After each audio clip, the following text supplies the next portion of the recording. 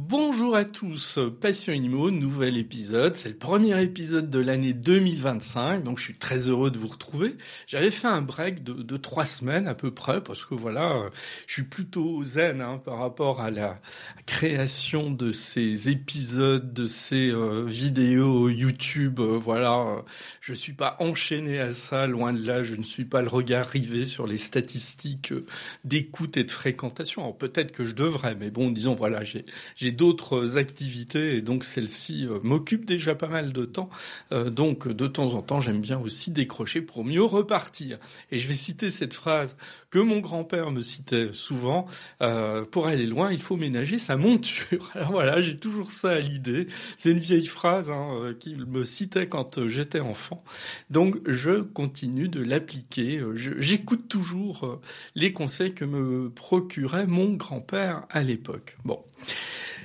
Donc, on va être sur deux épisodes, en fait. On va être sur 2 épisodes. Ça va être les tops et les flops de l'année 2024. Alors, j'aurais pu les faire il y a quelques semaines, mais moi, j'aime bien, là encore, prendre du recul. Et je trouvais intéressant de les faire en début d'année 2025. Comme ça, on a un recul complet sur l'année 2024. Et puis, dans quelques semaines, je vais avoir un épisode avec 2 invités. Je vous en reparlerai le moment venu. Je vais avoir 2 invités où on va essayer de faire de la prospective sur ce qu'on peut attendre en matière immobilière pour l'année 2025. Et donc, ça fera bien la jonction. Là, on va faire le bilan de l'année 2024 et plus tard, on parlera de l'année 2025. Alors, le premier épisode ici va être consacré au flop. Et l'épisode suivant, qui sera en ligne la semaine prochaine, il va être consacré au top. Alors, ce sont les miens, c'est ma sélection, voilà, on peut ne pas être d'accord avec certains des choix que je vais faire, c'est très clair là-dessus. Alors, en tout cas, il y a une chose, c'est que début 2025, sur les flops, j'aurais eu de quoi faire 20 flops, parce que évidemment, compte tenu de la situation du logement, des difficultés, de la crise immobilière, bah oui, il y avait beaucoup de motifs à pointer des choses pas toujours très agréables. Côté top, je reconnais que j'ai eu un peu plus de mal à identifier, mais bon, j'ai identifié quand même heureusement des bonnes nouvelles. On en reparlera le moment venu. Donc, 5 flops. Je vais commencer par celui qui est peut-être le plus secondaire, dans ma hiérarchie, et je terminerai par le premier flop, qui, je pense, est un flop absolument important. Mais j'y arriverai dans quelques minutes. Donc le flop numéro 5, c'est le PEL, le plan épargne logement. Alors on pourrait me dire, mais qu'est-ce que vient faire le plan épargne logement ici ? Pourquoi ? Pourquoi je considère que le plan épargne logement, c'est un flop ? Parce que s'il y a bien un produit d'épargne et d'aide au financement de l'immobilier qui pourrait être remis en avant, développé, alors non pas résoudre la crise de l'immobilier, je veux dire, un élément, on ne peut pas avoir prétention à tout résoudre. Mais en attendant, force est de constater que le gouvernement, mais les gouvernements, celui-là n'est pas nécessairement à pointer du doigt plus qu'un autre, mais il l'est aussi, cela dit. On a quand même l'impression que le PEL, c'est vraiment le grand oublié de la politique du logement au fil des années. Le PEL, il a été créé en 1969, donc ça nous rajeunit pas. Et quand on a créé le PEL, le plan épargne logement, on l'a créé dans un souci d'aider les Français à mobiliser leur épargne en vue d'acheter un bien immobilier. On connaît la logique du PEL, on épargne. Cette épargne, évidemment, elle est rémunérée. Et à la fin de la durée du PEL, alors je ne vais pas rentrer dans la technique du PEL, qui est un peu compliquée, il faut reconnaître, mais c'est pas le sujet. En tout cas, au bout d'un certain nombre d'années, en fonction de l'épargne que l'on a mobilisée, on va pouvoir bénéficier d'un prêt immobilier à un taux préférentiel. Ça, c'était la logique de 1969. Et ça a fonctionné pendant plusieurs décennies plutôt très bien. Quand on se souvient, alors évidemment, de ma génération, on se souvient davantage de ces choses-là quand des parents, de la famille, des grands-parents en parlaient. De nombreuses familles françaises avaient un PEL pour se constituer une épargne progressivement pour financer notamment leur habitation principale. Ça a très bien fonctionné par rapport à ça. Puis au début des années 2000, il y a eu un événement qui a contrecarré la logique du PEL, c'est la baisse des taux. À partir du moment où vous avez des taux qui baissent, comme on a eu ces dernières années, aux alentours de 1%, votre PEL avec un taux soi-disant préférentiel, le taux est absolument plus préférentiel, votre taux de crédit immobilier dont vous pourriez bénéficier, et le PEL perd totalement de son intérêt. Donc ça, c'était le premier coup qui a été donné au PEL. L'autre coup, c'est 2018. 2018, on a enlevé un certain nombre des avantages liés au PEL. Je pense notamment à la prime d'État qui était accordée en plus de l'épargne que vous aviez constituée et des intérêts qui étaient venus enrichir votre PEL. Et puis une fiscalité qui, là encore, vient s'appliquer sur ce PEL. Ce qui fait que de tous les produits réglementés, aujourd'hui, c'est sûrement celui qui est le moins sympathique. Parce que, et là, il y a seulement quelques jours, le taux de rémunération du PEL a été abaissé. Il a été abaissé à 1,75% brut. Donc ça veut dire que votre PEL, le PEL ouvert aujourd'hui en tout cas, ça n'affecte pas les anciens PEL, mais votre PEL que vous ouvririez à partir depuis le 1er janvier 2025, il n'est rémunéré qu'à 1,75%. Et à ça, on va encore enlever la fiscalité et les prélèvements sociaux. Résultat, c'est un produit qui aujourd'hui est moins intéressant qu'un livret A. C'est-à-dire qu'en fait, un PEL, aujourd'hui, rapporte moins que l'inflation, quasiment. Donc ça veut dire qu'on perd de l'argent sur un PEL. Voilà. Autre élément négatif, c'est le taux du crédit immobilier dont vous pouvez bénéficier dans le cadre d'un PEL. Aujourd'hui, c'est 3,45%. 3,45%, honnêtement, compte tenu de la baisse des taux,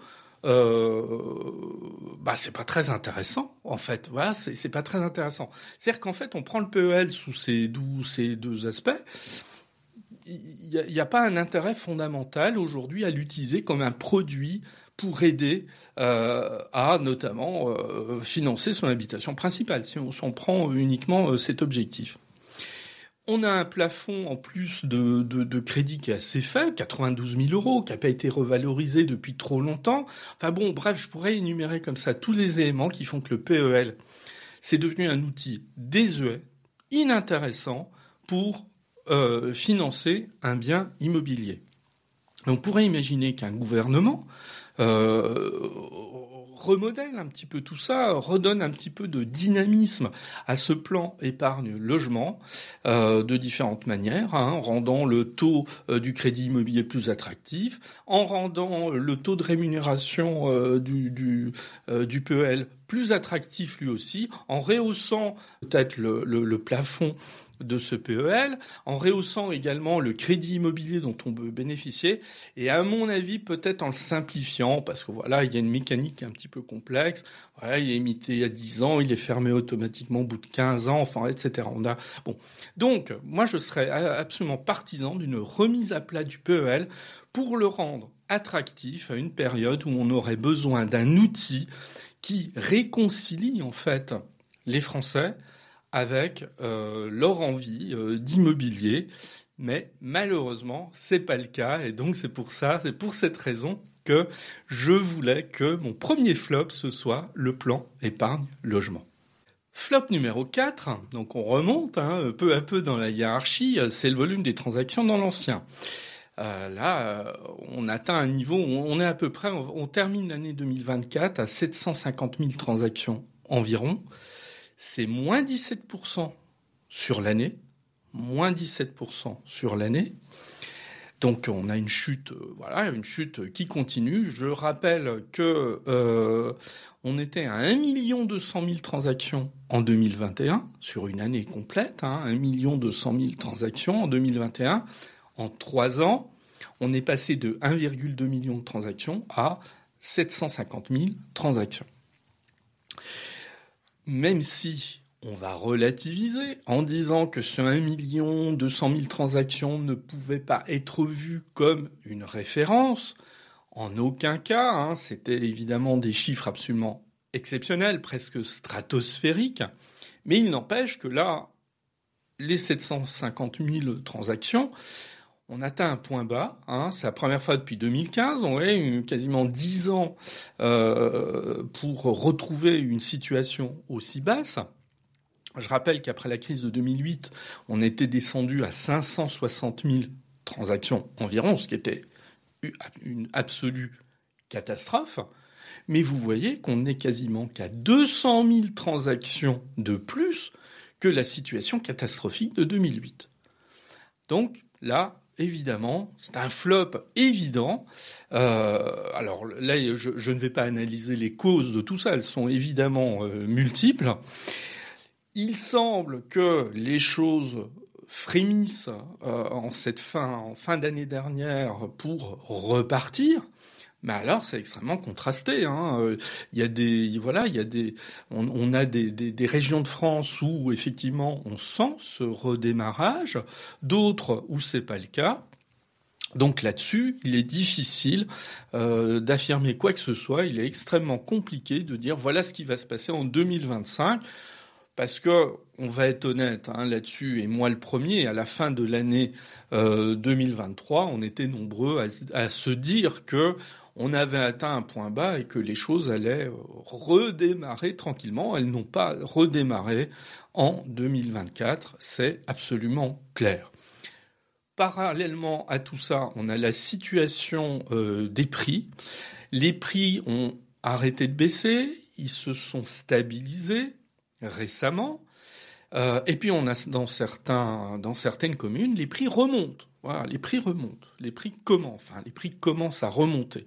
Mais là encore, c'est extrêmement contrasté. On a des endroits où les prix continuent de diminuer, même si la diminution est beaucoup plus faible dans sa tendance que celle à laquelle on a été habitué ces derniers mois.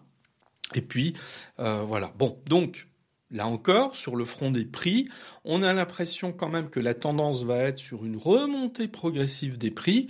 Et donc, ça veut dire une chose, c'est que ceux qui avaient des velléités d'acquisition et qui n'attendaient qu'une chose, c'est que les prix diminuent encore davantage, alors ceux-là risquent de s'en mordre les doigts parce qu'ils risquent de payer beaucoup plus cher le bien immobilier qu'ils convoitaient éventuellement, ou le type de bien qu'ils convoitaient éventuellement. À attendre encore trop, ils risquent de se retrouver à payer des biens beaucoup plus chers qu'ils ne le feraient en ce début d'année 2025. Donc attention quand même à ça. Mais en tout cas, sur ces ventes de logements anciens, c'est inévitablement un flop de l'année 2024 et il tarde vraiment qu'on redynamise cette situation et que les choses arrêtent de se dégrader. C'est la seule chose qu'on peut espérer pour l'année 2025. Le troisième flop de l'année 2024. Alors, il n'est pas propre à l'année 2024, mais disons que la situation s'aggrave. C'est quoi la situation qui s'aggrave ? C'est le manque de disponibilité en logement, et plus particulièrement concernant les étudiants. Et là, on a... Alors, je ne mets pas évidemment en balance la situation des étudiants par rapport aux adultes, disons aux familles. C'est tout aussi dramatique de ne pas trouver un logement quand on est étudiant que de ne pas en trouver un quand on est une famille. On est très clair là-dessus. Mais moi, ça commence quand même à me poser problème quand il y a une problématique de logement qui concerne nos enfants et qui concerne finalement la construction de leur avenir. Je vais juste citer une anecdote par rapport à ça.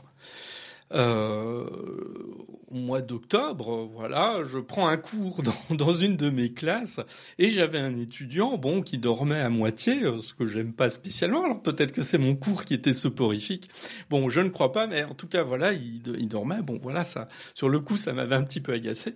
Quand on en a parlé par la suite, parce que je voulais savoir un petit peu ce qui se passait, j'ai appris que cet étudiant il avait du mal à se loger, qu'à chaque fois qu'il venait sur Lyon pour suivre les cours, puisqu'il est en alternance, il était obligé de prendre du Airbnb. Et que là, il était tombé sur un Airbnb défaillant, voilà. Et donc, voilà, il y avait du monde, etc. Enfin bon, voilà, une situation très très compliquée. Et moi, ça me chagrine quand, à un moment donné, vous avez un étudiant dans une de vos classes, en plus c'est un étudiant particulièrement sérieux, voilà, et qui se trouve handicapé dans l'accomplissement de ses études au quotidien pour une problématique de logement. Moi, j'avais jamais vu ce type de situation. Donc là, il y a vraiment un sérieux problème. La presse s'en fait écho largement. Alors, parce que le fait, notamment, je reste un petit peu sur les étudiants, mais le fait qu'il y ait cette pénurie de logements fait que vous avez aujourd'hui des familles qui, dès le mois de mai-juin, anticipe déjà la recherche du logement pour la rentrée d'après, quand dans une famille vous avez un garçon ou une fille qui va poursuivre ses études ailleurs. Comme on a des difficultés à trouver des logements, eh bien évidemment, on a une recrudescence depuis quelques années d'arnaques, très bien, très au point d'ailleurs, des arnaques.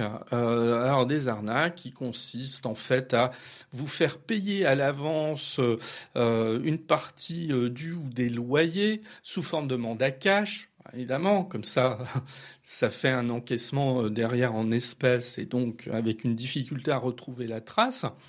Des familles un peu décontenancées qui n'hésitent pas à aller vers ce type de solution, alors que logiquement on devrait fuir ce type de solution, mais quand on ne trouve pas de logement, que faire ? Donc bref, voilà, on a toute une problématique quand même qui est compliquée. On a, parce que voilà, faut être juste en toute chose, on a par ailleurs des propriétaires bailleurs qui le savent, qui en profitent un peu en montant les prix, avec des prix absolument inhabituels et qui deviennent hors de portée pour des étudiants avec des budgets classiques. Bon. Alors, c'est pas que les étudiants qui sont confrontés à cette difficulté, c'est pour ça que c'est un flop que malheureusement on risque de retrouver l'année prochaine et dans les années qui viennent. Je vais donner juste 3 informations complémentaires pour être assez rapide sur cette question. La première, aujourd'hui, on a 5 millions d'adultes qui continuent de vivre chez leurs parents. Alors on sait très bien que ces 15 dernières années, les enfants quittent plus tardivement le domicile des parents, allongement des études, etc. On se sent bien chez papa et maman, etc. Bon voilà, on connaît tous dans nos entourages. Parfois, ça a été nos propres enfants avec qui on a vécu ce genre de choses. Mais il y a aussi la problématique de ces enfants qui ne partent pas du foyer familial, même s'ils s'y sentent bien, tout simplement parce que ils ne trouvent pas de logement ailleurs ou ils ne trouvent pas de logement suffisamment accessible en termes de loyer. Donc je rappelle ce chiffre, 5 millions aujourd'hui d'adultes vivent chez leurs parents. S'il y avait besoin de mettre en avant une situation de crise de manière aussi intense, elle est là. Autre chiffre, aujourd'hui, en tout cas en 2023, c'est les derniers chiffres un peu fiables que l'on a, 2,6 millions de personnes étaient en attente d'un logement social. 2,6 millions. C'est pas quelques centaines de milliers, c'est 2,6 millions de personnes. Donc là encore, ce chiffre montre bien la difficulté à se loger, cette fluidité. Et puis il y a un autre problème dont je n'aime pas parler parce que voilà, c'est pas le sujet de cet épisode. J'aurais pu parler aussi de ces salariés qui, dans certaines situations, ne peuvent pas changer de travail parce que la mobilité faisant que la ville dans laquelle ils pourraient aller répondre à une offre d'emploi, il n'y a pas de logement. Voilà. Alors, ça bloque les salariés qui souhaiteraient éventuellement changer de travail, mais ça pose aussi un problème aux employeurs qui, dans ces zones-là, n'arrivent pas à recruter parce qu'il y a pénurie de salariés. Donc on voit bien que cette problématique du logement, elle a un impact qui est autrement plus important que le simple problème de ne pas trouver d'appartement ou de maison à un moment donné. C'est-à-dire c'est une entrave sur la bonne marche de l'économie et donc ça pose d'autant plus question. Un économiste a travaillé en 2024 sur ce sujet. Il pense que si on continue sur cette tendance, c'est-à-dire de ne pas construire assez, de ne pas proposer assez de logements, on risque de se retrouver avec un déficit massif de logements à l'horizon 2030. Donc, c'est-à-dire beaucoup plus grave que ce que nous connaissons encore aujourd'hui en 2025. C'est-à-dire d'ici 5 ans, si rien n'est fait pour débloquer cette situation, on risque d'être face à une crise d'une ampleur tout à fait démesurée concernant le logement. Donc ça, c'est un flop absolument évident en 2024 et qui malheureusement, comme je le disais il y a encore quelques minutes, risque de se poursuivre encore pendant de longues années si on ne fait rien. Et ça sera un peu ma conclusion avec le flop numéro 1, on ne fait pas grand-chose aujourd'hui pour essayer de résoudre ce problème. Bien, je récapitule. On a eu le flop numéro 5, le PEL. Flop numéro 4, la contraction du marché dans l'ancien. Flop numéro 3, la difficulté des étudiants à se loger et la difficulté de manière plus générale pour se loger.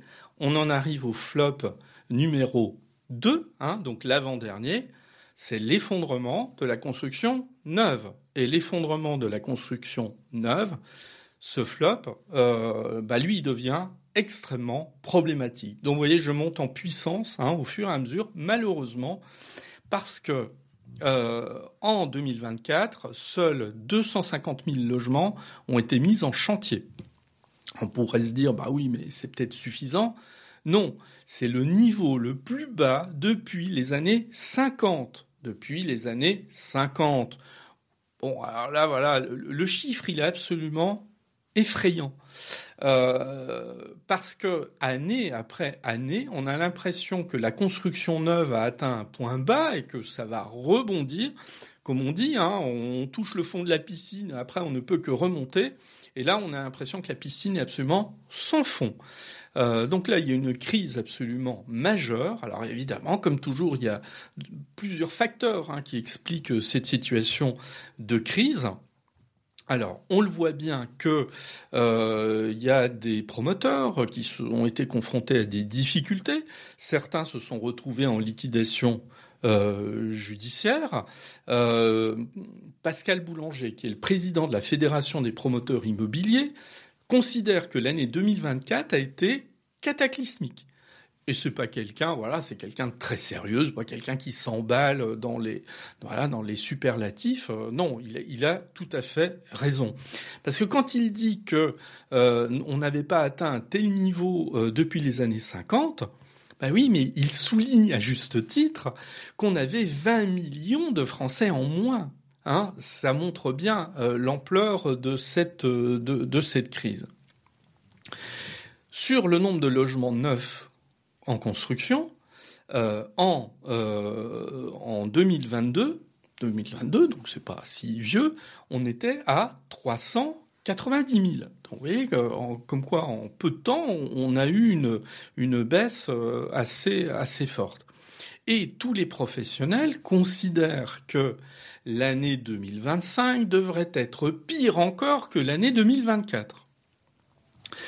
Alors là, on se demande jusqu'où on va aller.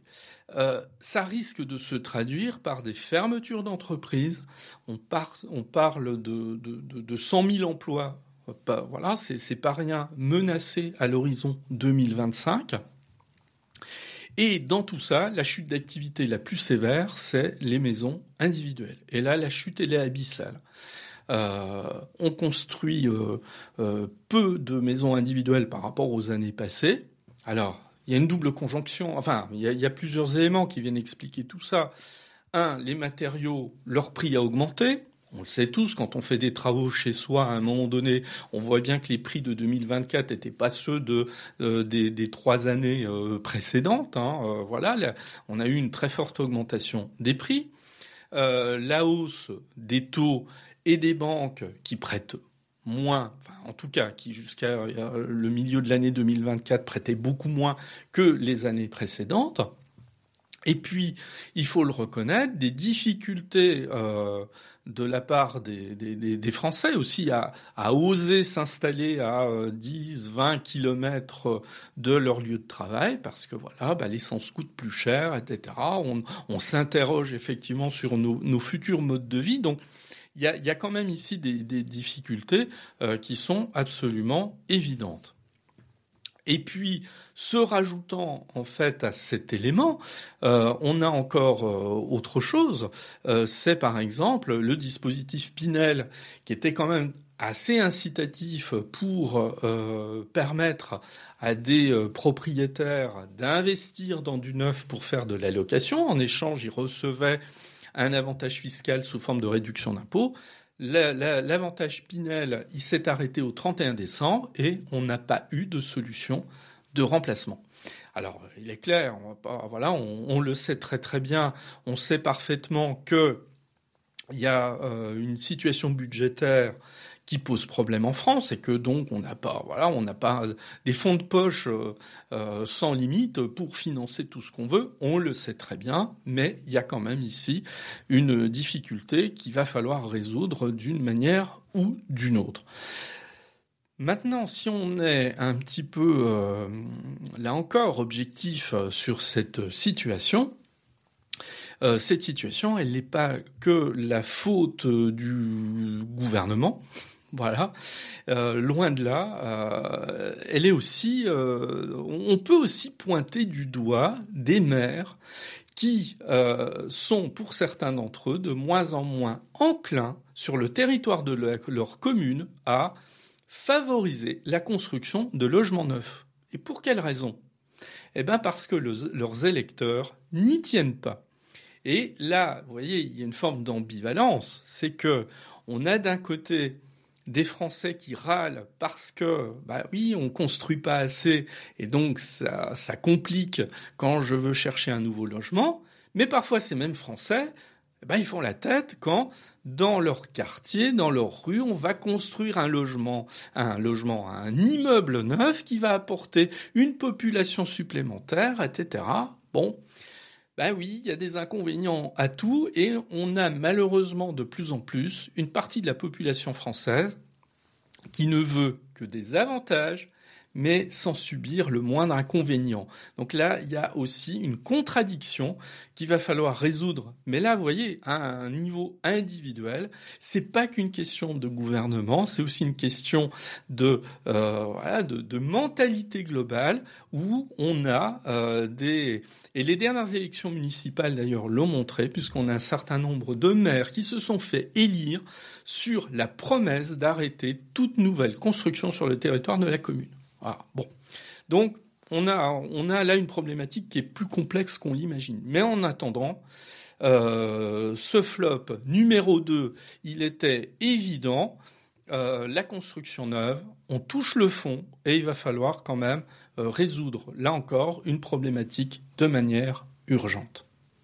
Et j'en arrive au flop numéro 1, donc c'est-à-dire celui qui est vraiment en tête de liste. Alors pour moi, pour cette année 2024, le flop numéro 1, ce sont les pouvoirs publics, c'est l'État. Je ne suis pas quelqu'un, ceux qui ont l'habitude de m'écouter le savent, je suis quelqu'un de plutôt pondéré en général. Je ne fais pas partie de ceux qui critiquent toujours quotidiennement les gouvernements. Voilà, parce que je pars du principe que la critique est aisée, mais l'art de gouverner est sûrement plus difficile que d'aucuns veulent bien le dire. Voilà. Donc, bon, mais quand même Là, on a un État qui est totalement à la ramasse sur la question immobilière, sur la question du logement. Je vais prendre quelques exemples, simplement. Ces 2 dernières années, on a connu 4 ministres du logement. 4. Alors, on va me dire, oui, il y a eu des gouvernements successifs, le logement n'est pas le seul ministère qui a été affecté par ces difficultés, je suis entièrement d'accord, mais ça n'aide pas. Difficile d'avoir une politique de long terme quand on a une succession de ministres. Voilà, ça devient extrêmement compliqué. Et là, on le voit bien. Donc, on a des ministres qui sont en moyenne là 6 mois. En moyenne, parce que dans le précédent gouvernement, celui de Michel Barnier, le passage était plus court, même si la ministre a été reconduite dans ses fonctions. Donc, ça n'aide pas.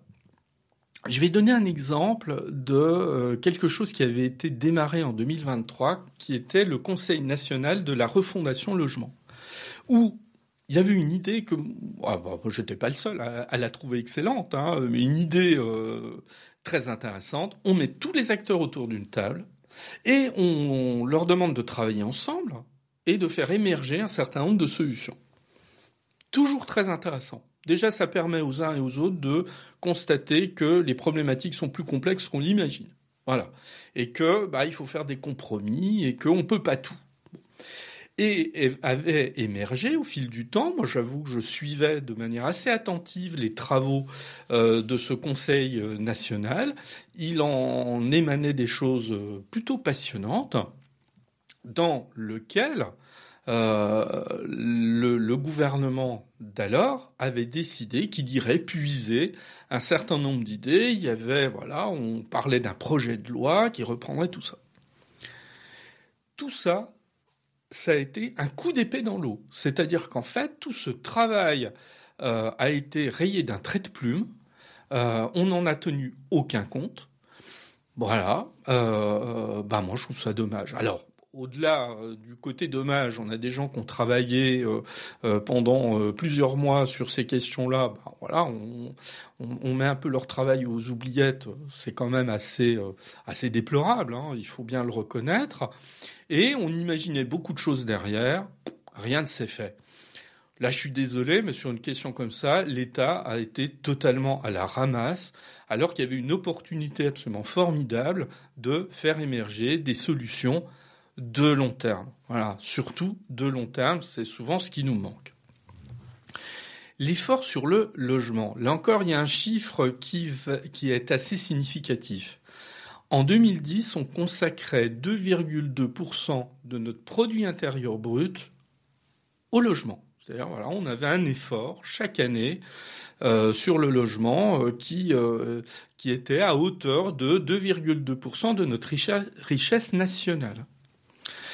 On pourrait croire que, à minima, cet effort se poursuive à l'identique, ou que, même mieux, il se développe, puisque tout ce que j'ai pu dire là depuis le démarrage de cet épisode, tous ces flops, ces 4 flops précédents montrent bien que l'effort n'est pas suffisant, que ce soit sur la construction neuve, sur la construction de l'ancien, la pénurie de logements montre qu'on ne fait pas les efforts nécessaires. En 2023, cet effort du PIB, il était retombé à 1,6%. C'est-à-dire qu'en fait, en 13 ans à peu près, on est passé d'un effort sur le logement de 2,2% à seulement 1,6%. Et là encore, l'État est complètement à la ramasse.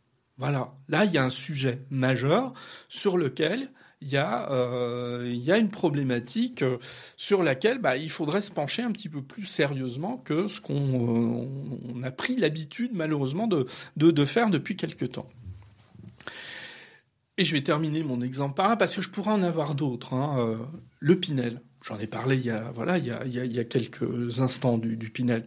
C'est l'exemple même d'un dispositif fiscal incitatif. Alors, évidemment, il avait un coût, et je ne veux pas le minimiser. Il y avait un coût réel, puisque il y avait un manque à gagner pour l'État, puisqu'à partir du moment où l'État donnait des réductions d'impôts quand vous vous engagiez à faire de la location sur le logement que vous aviez acheté neuf, cette réduction d'impôt, c'est un manque à gagner pour l'État. Donc ça a un coût, c'est une évidence. Bon.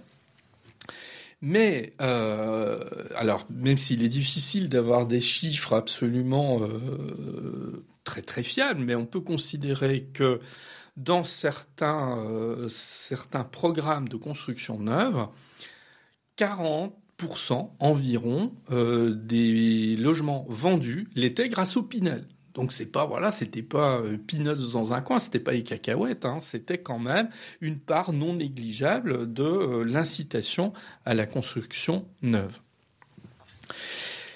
Quand l'État a décidé de l'arrêter, puisqu'il est arrêté là depuis quelques jours en fait, c'était le plus mauvais moment. C'est-à-dire qu'on a arrêté le Pinel au moment où la construction neuve était dans une crise absolument effroyable. Donc ce qui fait qu'on aurait pu imaginer que l'État décale cet arrêt du Pinel en se disant bon allez, ok, on va l'arrêter. Je peux comprendre quelque part que dans une situation budgétaire tendue, on l'arrête, admettons, mais pas à ce moment-là. Ou alors, il fallait le faire avant. Vous voyez, on l'aurait fait il y a quelques années quand la construction neuve était extrêmement dynamique. On se disait, bon, allez, on va baisser la voilure à ce niveau-là. Ou alors, on pouvait prendre une situation intermédiaire, c'est-à-dire dire, on n'arrête pas totalement le Pinel, mais on va réduire quand même les avantages fiscaux. Voilà, on les réduit de moitié, admettons. Enfin, je lance ça comme ça, mais peut-être pas de manière aussi brutale. Là encore, désolé, l'État, il est à la ramasse. Il est à la ramasse parce qu'il ne sait pas prendre une décision au moment où elle doit être prise. Soit il aurait tendance à la prendre trop tôt, soit ici, il la prend trop tard. Enfin bon, peu importe, c'est pas le bon timing. Et on aimerait un État qui soit davantage à l'écoute et réceptif au mouvement de l'économie et qui prennent une décision au moment le plus opportun. Bon. Donc, j'ai pris ces quelques exemples qui montrent bien que, en tout cas, en début 2025, et je ne vais pas faire injure au nouveau gouvernement qui s'installe, d'autant qu'on a une ministre qui était déjà présente dans le gouvernement Barnier, qui continue et qui visiblement est à l'écoute et fait plutôt ses preuves. Mais après, quelles seront ses manœuvres budgétaires ? Ça, c'est un autre problème. Mais en tout état de cause, la politique du logement et de l'immobilier ne peut pas rester aujourd'hui en l'état. Et c'est la raison pour laquelle j'ai terminé avec ce flop qui pour moi est le flop numéro 1 parce que quelque part il a un impact sur tout ce que j'ai pu décrire précédemment et on aimerait bien que l'année 2025 ça soit une année où enfin on prenne un certain nombre de décisions, alors peut-être modestes, mais parfois je vais vous dire, moi je pense qu'il est préférable de prendre des décisions modestes mais durables, qui s'installent sur le long terme, que de faire des grands coups médiatiques qui ont un impact extrêmement limité. En tout cas, très clairement, là, à ce stade-là, nous sommes tous en attente que quelque chose bouge enfin. Ça, c'était le flop numéro 1 de 2024. Et j'ai envie de dire, malheureusement, c'était le flop numéro 1. Alors voilà, cet épisode, il est terminé. Mon énumération des 5 flops de l'année 2024. Vous voyez, ça nous aura permis de faire un tour d'horizon sur la situation de l'immobilier et du logement. Elle n'est pas géniale, on va pas se dire le contraire.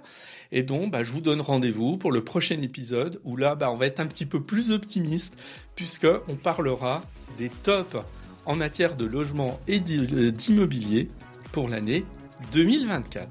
Je vous souhaite une bonne fin de journée, une bonne semaine et donc à très bientôt.